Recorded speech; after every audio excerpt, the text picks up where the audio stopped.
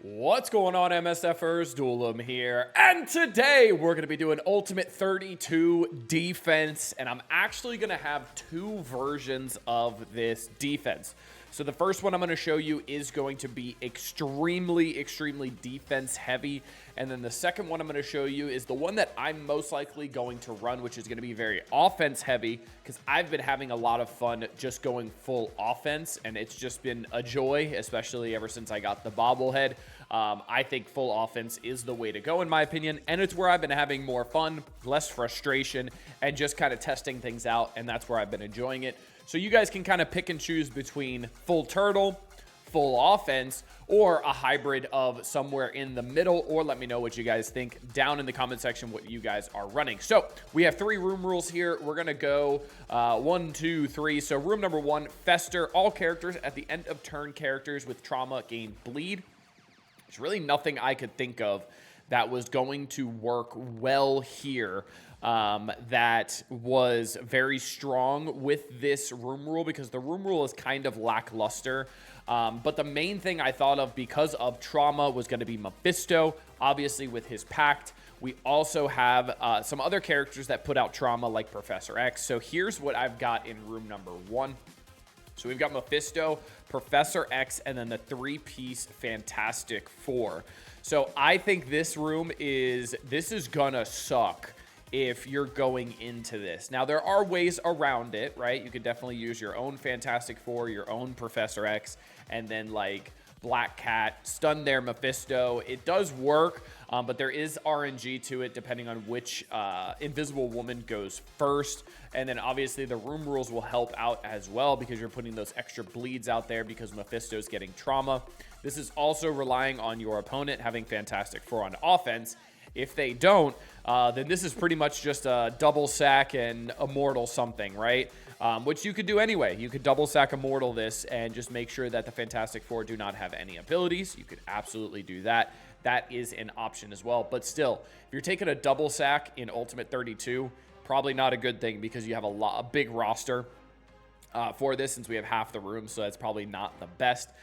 Room number 2, my X-Men. Xavier characters count as Uncanny X-Men, Immortal X-Men, Extreme X-Men, Astonishing, and Unlimited. So the only way I see this room actually doing anything is Professor X with Immortal X-Men on offense. That's the only way I see this room rule coming into effect at all, anywhere, any which way at all, because Uncanny, Extreme, Extra, Astonishing, very, and Unlimited, all just not good. So, and you're never going to put Immortal on defense, because most of the kit is tied to offense, so I don't see any reason to have anything related to this in the room on defense, unless you're just an animal and you're just trying to be weird. I mean, go for it. I'd love to see some interesting combinations with Professor X here. But yeah, I don't see anything crazy being used with this room rule. I think this is a blank room. That's what I treated it as well. So I've got Captain Britain, Galad, Emma, Thanos, and Odin. Obviously, Captain Britain and Emma stopping turn meter and speed stat respectively. We got Gladiator as a pre-taunt with safeguard, defense up. Obviously, Rachel Summers stops that. But we've got Odin in here, which means you're not going to want to bring Immortal into this, because Odin absolutely shreds Immortal X-Men.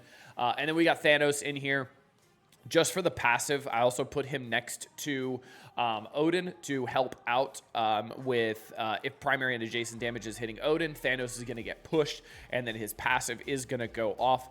I think this is fine. You could definitely throw in Shadow King over Thanos here. You could definitely throw in like Black Knight instead, maybe even Sasquatch instead. Sasquatch just dies pretty quickly because of not new stats, but I do still think kit-wise, he is the best pre-taunter in the game, because he can gain that pre-taunt back as long as he's above 75% life.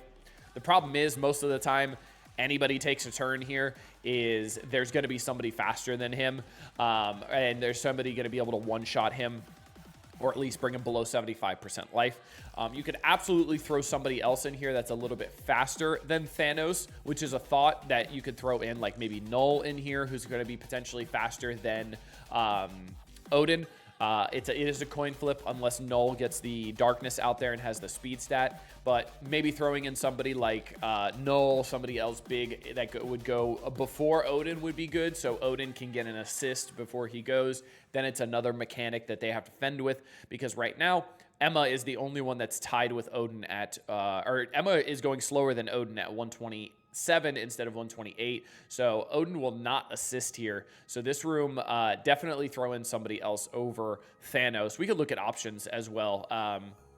Quasar would be a good option here if I didn't have him in room 3, hint, hint.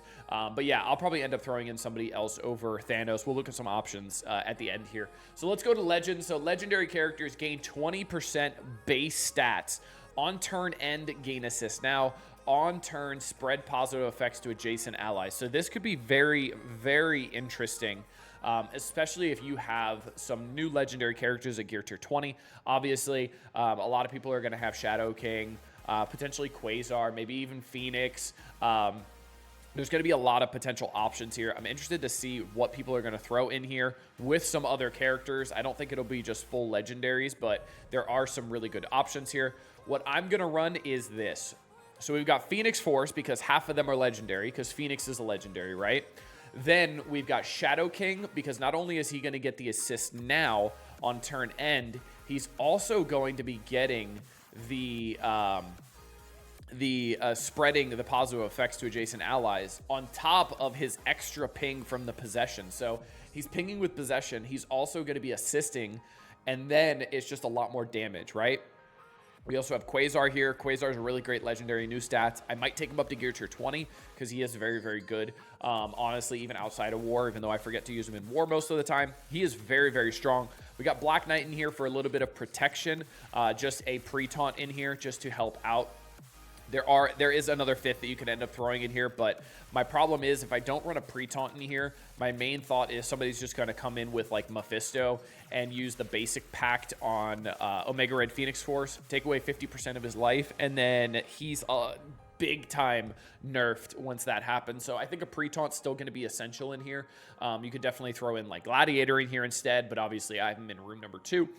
So nothing wrong with that at all. And I think this room could be interesting. I think it could be pretty good. I think what's also going to happen is Omega Red is going to survive a lot here because he always survives, right? But we also have 3 other legendaries with 20% stats that are going to really, really bump up this room. They also changed it to base stats as well. So I'm interested to see how much extra stats they actually get, because it's not 20% of what they currently have.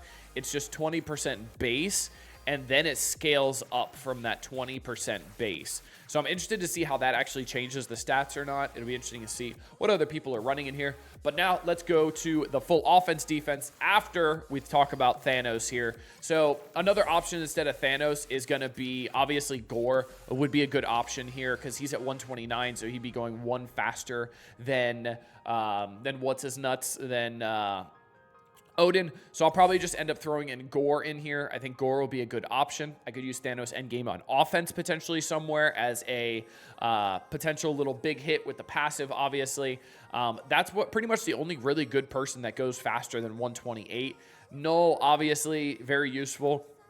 The only thing is his speed is tied to getting that darkness. So if somebody's using something that stops speed stat, then Null is not going to be going before Odin, and then you have issues. So if they have Emma on offense, then you're going to be stopping Null, and then nobody's going before him, which is pretty unfortunate. So I don't know if that's what I want to do, but Null would add a layer of complexity to this. So Gore, Null, and that's pretty much it. You could do Emma too. Emma might be pretty interesting to make them even slower, because you're going to be using old stat Emma to stop 10%, but I think she's going to be useful on offense. I know there's some really nice counters that people are using with Fantastic Four with her now, and I think that's going to be where we leave it. I think I'm going to leave Gore in here just to make sure somebody is going faster than good old Odin. I do have Odin as a healer as well because I think that's his best ISO if you try to do a mirror matchup here. So this is going to be the turtle defense. This is going to be the one that you want to use if you are going full turtle and you just want to mess with your opponents. Let's talk about full offense now. All right, coming back. Now we're going to full offense here. So we're going to start from room 3 and go down to room 1. So room 3, I actually did not change at all. And the reason why is because I really think this room is pretty much the ballpark standard for offense and defense, honestly. Whether you're not losing anything really, but you're also really doing a good, you're not losing anything on offense, but you're also putting up a good defense, right?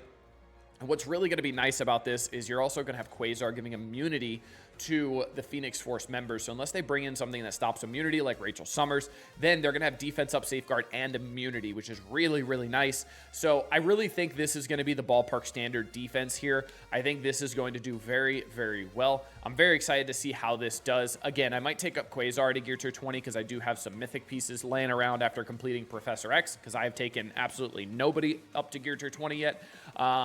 And yeah, that's pretty much where we're at right here. I think this is going to go well. There might be a better fifth than Black Knight. I might end up switching things around a little bit. You'll see here, I actually don't have Glad in room 1 or 2, so maybe I do Gladiator. But I really like Black Knight with the ping mechanic, causing some more damage, putting out trauma bleeds out there as well, and just giving a lot more damage out there. So I do still think Black Knight's one of the best pre-taunts in the game. He is absolutely insane. Room number 2, we're getting a little weird with it. Room number 2, yeah, we're doing something a little weird. So we're gonna do Iron Patriot with Thanos and Null because they're villains, right? Emma's also a villain. She just doesn't do damage, but that's fine because her special doesn't hit anybody. Her ult is a mind control, which I don't know if that gets affected by Iron Patriot passive. And then we're doing Odin in here. Odin is just going to be another kind of FU to people, which is just going to cause more issues. So it's like, who do you focus on this team, right? Do you go for Odin first, or do you go for Null and Thanos first? And I think this is going to cause a choice that's really going to mess with people. We also have Emma in here, who's going to be causing some big issues as well because it's going to be lowering speed by 10%. Emma's also very tanky now as well. I look at this and I go, maybe somebody will use a cursed here, but I still don't think a cursed will work very well here, especially because Null is still going to get the battlefield effect up, still going to get the darkness out there. They're still going to be mind controlling as well. We also have Thanos with his passive that does a lot of good things. So I'm interested to see how this is going to end up working out. We don't have anything that stops turn meter or speed stat in here, so maybe Fantastic Four just comes in and wipes this. That's absolutely a possibility. That absolutely can happen. And if it does, cool. It is what it is. That's kind of the essence of good old Ultimate 32. I could end up throwing in new Emma in here over Iron Patriot, but I really like the villain damage in here being augmented for Thanos and his passive, and just Null in general, because Null is a very, very hard hitter. Then in room number 1, I kept Mephisto in here. I'm throwing in a Cursed with him as well, because this team is pretty rough. So this team is definitely very hard to deal with, especially with Azazel in here. This team is not easy unless you use like Fantastic Four on this. So I'm giving people 2 options on where they want to use Fantastic Four, which could potentially cause some issues for them. If they want to use it on 2 and 1 at the same time, I'm going to make them make a choice. So I think that's going to be pretty interesting. The big thing about this is Azazel goes quickly on this team, right, at 128. Even if you're not letting Null do his stuff because you have you're not letting Mephisto do his stuff because you have Null, or you have Fantastic Four stopping the speed stat, whatever it is, right? Azazel's going to be going pretty fast in here, and he's going to be hitting those big rewinds with his ultimate and putting slow out there. So that's going to be really, really big. And if you do let Mephisto take his 2 turns, then guess what? If he gets a kill, Satana is giving 5% speed bar to the team, and then they're just going to start rolling very, very quick. Other options that I was actually considering here is flip-flopping Mephisto and Odin, and just switching these 2, and then putting the Mephisto with Thanos, Null, Emma, and Iron Patriot in room number 1. And the reason why is because Mephisto does so well with Iron Patriot because of the extra damage that's being brought out, because of that 50% extra damage. It's absolutely insane. Really, really, really nice. So you could still do that as well. I was just not the most confident in a Cursed with Odin as a defense, which is why I ended up going with this. But as I look at it, I might end up switching it up a little bit.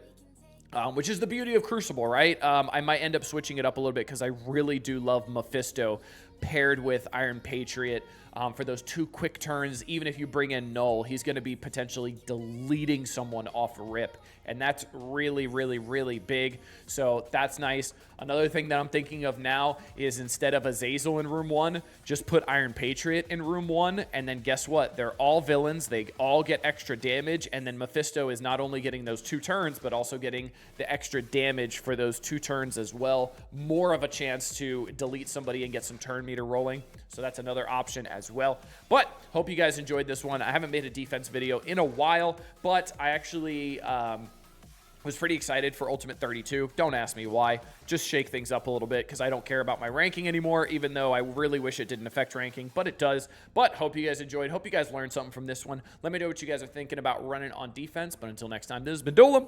Later, MSFers.